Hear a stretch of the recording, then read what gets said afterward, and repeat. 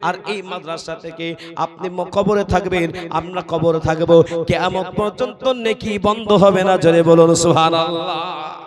একবার জোরে বলুন নারে তাকবীর। মুসলমান হাফিজে কোরআনটা এসেছে এখানে বসে। হাফিজে কোরআন আজকে যারা এই বিশাল বড় জলসাতে আপনারা এসেছেন, আমি আপনাদেরকে বলি কাল কিয়ামতের ময়দানে, হাসরের ময়দানে আল্লাহ সুবহানাহু ওয়া তাআলা এই হাফিজে কোরআন কে বলবে, হাফিজে কোরআন জান্নাত চলে যাও, জান্নাতে যাও। মুসলমান কিয়ামতের ময়দানে একটা দাড়ি পাল্লা ফিট করে দিবে। দাড়ি পাল্লা বুঝেন না বাবা? আজকে মানুষ দাড়ি পাল্লায় কম বেশি করে না, কিন্তু সোনারের দোকানের দাড়িটা কোথায় থাকে? কাচের ঘরে। কেন? যেন হাওয়াটাও মাপ না হয়ে যায়। তার থেকে যে কত গুণে বেশি সূক্ষ্ম দাড়ি, সূক্ষ্ম মাপের জন্য মিজানের পাল্লা টাল্লা পাক ঝুলি রাখবে, মানুষের আমল মাপবে। একটা নেকি যদি কম হয়ে যায়, জান্নাত যাওয়া সমস্যা হয়ে যাবে, জান্নাতে যেতে পারা যাবে না। যারা পরিমাণ যদি নেকি কম হয়ে যায়, জান্নাতে যেতে পারা যাবে না। আল্লাহ ওয়ালা একটা নেকি কম হয়ে গেছে, ফেরেশতারা জিনজির দেবে, পা জিনজির দেবে, হাতটা জিনজির দেবে, ওকে জাহান্নামের দিকে নিয়ে যাওয়া হবে। মহিলাকেও জাহান্নামের দিকে নিয়ে যাওয়া হবে। মায়েরাও কাঁদতে থাকবে, ছেলেরাও কাঁদতে থাকবে, সবাই কাঁদতে থাকবে। জাহান্নামের দিকে কেউ যেতে চাইবে না, কিন্তু মারতে মারতে নিয়ে যাবে। ওই মহিলা কাঁদতে লাগবে, আল্লাহ দুনিয়াতে আমার ছেলে ছিল, মেয়ে ছিল, আমার সবাই ছিল, তারা যদি একটিবার সামনে তাদেরকে পাইতাম, আর তাদের সামনে যদি আমি মাতৃ দেখতো, একটা নাকি তারা অবশ্যই দিয়ে দিত। কিন্তু না, তাদের সামনে তার মাকে, তার মার সামনে তার ছেলেকে দাঁড় করে দেওয়া হবে। ওই সময় মা কাঁদতে লাগবে, ও বেটা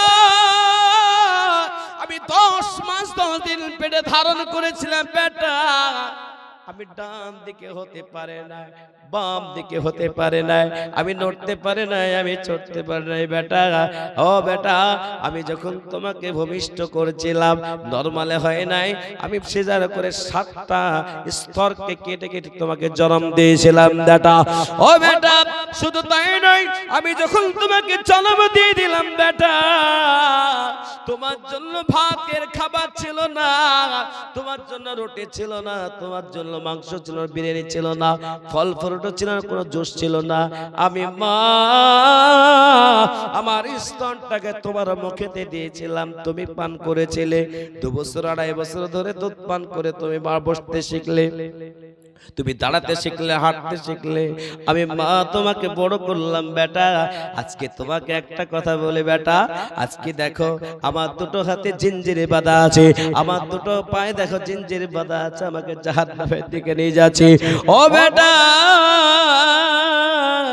একটা নেকি যদি দিয়ে দাও, ওই জাহান্নামে আমি যাব না, ওই সুন্দর জান্নাতে যাব। কোরআন খোলন 30 নম্বর পারা, সূরাটার নাম সূরা আবাসা। আল্লাহ পাক রব্বুল আলামিন বলেন, ইয়াওমা ইয়াফিরুল মারউ মিন আখি ওয়া উম্মিহি ওয়া আবিহি ওয়া সাহিবাতিহি ওয়া বানি। বেটা মায়ের কাছ থেকে পালন করবে, বেটি পালন করবে, স্বামী স্ত্রীর কাছ থেকে পালন করবে, ভাই ভাইয়ের কাছ থেকে পালন করবে, বন্ধু বন্ধুর কাছ থেকে পালন করবে, কেউ একটা নেকি দেবে না। হাসরের ময়দানে সবাই পালিয়ে যাবে, কিন্তু এই যে হাফিজে কোরআন, যার মাথাতে এক্ষুনি পাগড়ি প্রদান করা হবে, হাফিজে কোরআনকে আল্লাহ পাক বলবে, হাফিজে কোরআন জান্নাত চলে যাও, জান্নাতের 8টা গেট খোলা আছে, জান্নাত তুমি চলে যাও। হাফিজে কোরআন জান্নাতের গেটের কাছে গিয়ে দাঁড়িয়ে যাবে। আল্লাহ পাক বলবে, হাফিজে কোরআন তুমি জান্নাতে যাও না কেন, কিসের জন্য বলো? বলো আল্লাহ ওই যে খনিয়ে পুকুর মাদ্রাসায় পড়তা, আর খনিয়াপুকুর মাদ্রাসায় পড়তাম, আমাদের যারা থাকার খাওয়ার ব্যবস্থা করে দিয়েছিল, আর জলসাতে পাগড়ি প্রদানের সময় যারা মহব্বত ভালোবাসা দিয়েছিল, তাদেরকে না নিয়ে জান্নাতে যাব না, তাদেরকে নিয়ে জান্নাত যেতে চাই। একবার জোরে বলো নারে তাকবীর। ওই সময় আল্লাহ পাক বলবে, এই হাফিজে কোরআন, তোমার মহব্বতকারীরা যারা, হাফিজে কোরআন তোমার মহব্বত যারা করেছিল, যারা এই পাগড়ি প্রদান অনুষ্ঠানে মহব্বত দিয়েছিল, ভালোবাসা দিয়েছিল, মাদ্রাসায় যারা থাকা খাওয়ার ব্যবস্থা করেছিল, তিন্নত করো, তাদেরকে নিয়ে জান্নাত চলে যাও। হাফিজে কোরআন তাদের নিয়ে জান্নাত চলে যাবে। জোরে বলুন সুবহানাল্লাহ। ও মুসলমান, আমি আপনি আজ বেঁচে আছি, কালকে থাকবো না, কখনো কোনো সময় মওত হয়ে যাবে। আল্লাহু আকবার। আপনি আমি মৃত্যুর পরে আপনার আমার জমি জায়গা সব বাটোয়ারা হবে, কিন্তু ভালো কাজের কোনো বাটোয়ারা হবে না। এই মাদ্রাসা চলছে, বলুন এই মাদ্রাসাকে আমরা সবাই ভালোবাসি না বাসি না? কারা কারা বাসেন না হাত তোলেন। আমি একটু উল্টা কথা বলতে ভালোবাসে, কারণ মানুষ শুনছে কেনা জানি। ও আল্লাহ ওয়ালা, বলুন কারা কারা ভালোবাসেন, বলুন ভালোবাসেন না? এই মাদ্রাসাকে আগামী দিন আরো বড় করার দরকার আছে না নাই? জোরে বলুন আছে না নাই? একবার জোরে বলুন ইনশাআল্লাহ। ও মুসলমান, আমি আপনাদের কাছে বলবো, আমার আগে প্রিয় বক্তা তিনি আপনাদের কাছে চেয়েছে, আমি আপনাদের কাছে হালকা করে চাইব, আর তারপরে পাগড়ি প্রদানটা হয়ে যাবে। কিন্তু হাফিজে কোরআনের খেদমত সবার ভাগ্যে সৌভাগ্য হবে না, সবার ভাগ্যে সবার নসিবে জুটবে না। অনেক মানুষ জলসায় এসেছিল, অনেক মানুষ বাজারে গাজারে ঘুরছে, তাদের আসার সৌভাগ্য হবে না। কিন্তু যারা কোরআনকে ভালোবাসে, যারা হাফিজে কোরআনকে ভালোবাসে, এই হাফিজে কোরআন আজকে দেখতে চাই কারা মহব্বত দেয়, ভালোবাসা দেয়। আজকে কোরআনের সামনেতে কোরআনের খেদমতের জন্য আমি গোটা পশ্চিম বাংলায় আমি দিকে দিকে দিকে দিকে আমি হাজার হাজার টাকা করে চাই। আমি আপনাদের কাছে আজ বেশি চাইব না, মোটা মাছটা ধরে নিলে ছোট মাছটা ধরা খুব বড় মুশকিল হয়ে যায়। মোটা মাছটা ধরা হয়ে গেছে, আমি ছোট্ট মাছগুলো ধরবো, কারণ মোটা মাছের স্বাদ বেশি না ছোট মাছের স্বাদ বেশি? জোরে বলো। ডাক্তার কোন মাছ খেতে বলে? ছোট মাছ। তাই আমি আপনাদের কাছে বেশি চাইব না। ও আল্লাহ ওয়ালা, আজকে আমি আপনাদের কাছে চাইব এই হাফিজে কোরআনের খরচা বাবদ প্রথম নম্বর আমি 10,000 টাকা দেনেওয়ালা একজনকে চাইব, ইনশাআল্লাহ আমার কাছে জান আছে মাল্লায় আমি আস্তে আস্তে শোধ করে দেব। ছেলের বিয়েতে লাখ টাকা খরচ করে দিলেন, বেটির বিয়েতে লাখ টাকা খরচ করে দিলেন, আজকে হাফিজে কোরআনের মাথায় পাগড়ি হবে। আল্লাহর প্রিয় বান্দা একজন 10,000 টাকা দেনেওয়ালা একজন যদি উঠে বলে দেয় যে ইনশাআল্লাহ 10,000 টাকা ইনশাআল্লাহ লিখে রাখুন, আমি 10,000 টাকা দিয়ে যদি আজকে হাফিজে কোরআনের সম্মান করতে পারেন, খেদমত করতে পারে, হাফিজে কোরআনের বাবার মাথায় নূরের পাগড়ি পরে আল্লাহ পাক তাকে জান্নাতের জায়গা বানিয়ে দেবে, সম্মান দেবে। হাফিজে কোরআনের মাথায় নূরের পাগড়ি পরিয়ে দিয়ে সম্মান যেভাবে দেবে, আজকে 10,000 টাকা দেনেওয়ালার আল্লাহ পাক সম্মানের সাথে জান্নাত দিবে। জোরে বলুন সুবহানাল্লাহ। একবার জোরে বলুন নারে তাকবীর। আজকে বলা হয়েছে গজল বলার জন্য, আমি ইনশাআল্লাহ আপনাদের সামনে 4-5টা গজল বলার চেষ্টা করব। বায়ান শোনা, বায়ান আমার হয় না, কারণ জলসা প্রত্যেকটা জায়গাতে জলসায় শুধু হুজুর একটু কালেকশন করবে, একটু কালেকশন করবে, কিন্তু যে জায়গাগুলোই আমাকে 2 ঘন্টা 3 ঘন্টার জন্য বায়ান শোনার জন্য আসে, ইনশাআল্লাহ সেই জায়গাগুলো বায়ান শোনানো হয়।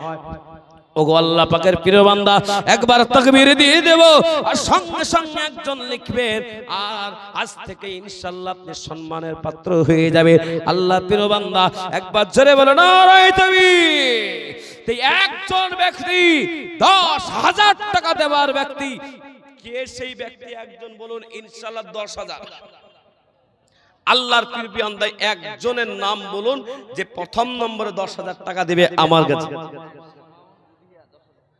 এই দেখেন সামাউন গধিয়া, তিনি দিলেন 10,000 টাকা। একবার জোরে বলুন না নারে তাকবীর।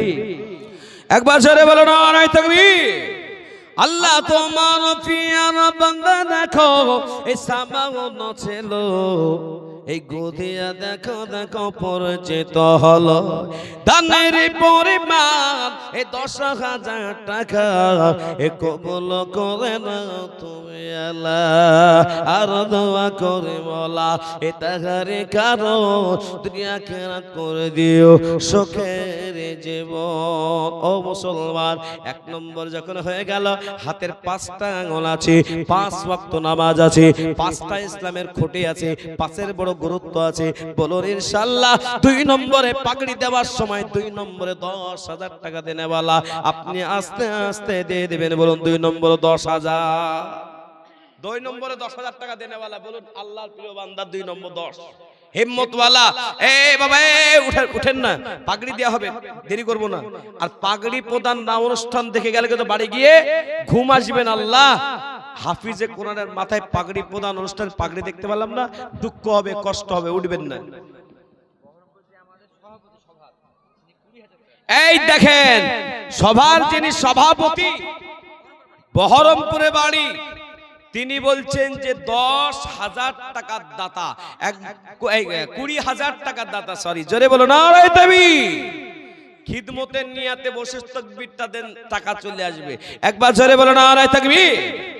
আল্লাহ তোমার প্রিয় বান্দা দেখো এই জলসার সভাপতি সাহেব ছিল, এসে সভাপতি ছিল, এই 20,000 টাকা দেখো এই মাদ্রাসাতে দিল। আল্লাহ যে সাথে জেনেতে এ করলো দান, এ দানকে গ্রহণ করো তুমি দয়াবান। আর দোয়া করে বলা এ তাহারে কারো দুনিয়া খেরাত করে দিও সুখের জীবন। মাশাআল্লাহ। ও আল্লাহ